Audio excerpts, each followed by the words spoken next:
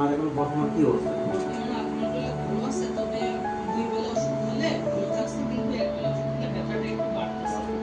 তো এখন কি কাজ করতে পারছে সে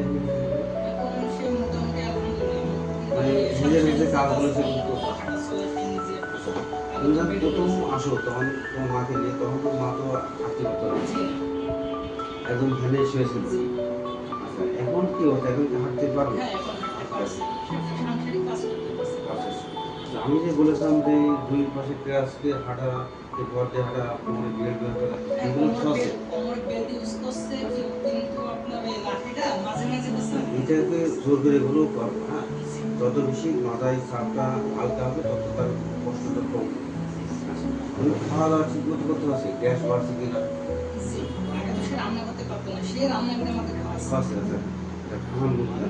তো সব কিছু মিলে আমরা আশা করি যে আস্তে আস্তে উন্নতি হবে ইনশাল্লাহ।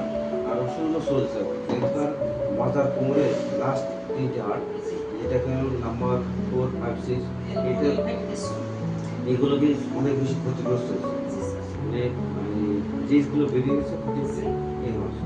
তো এই অবস্থায় সবচেয়ে ভালো অপারেশন করলে, কিন্তু ওষুধ করার অবস্থা এখন তার নেই। তো এই মুহূর্তে কিছু এই ওষুধ আর এই সাবধানতা মেনটেন করে এটা বাঁচা হবে। তো আচ্ছা ঠিক আছে, তাহলে ভালো থাকবেন।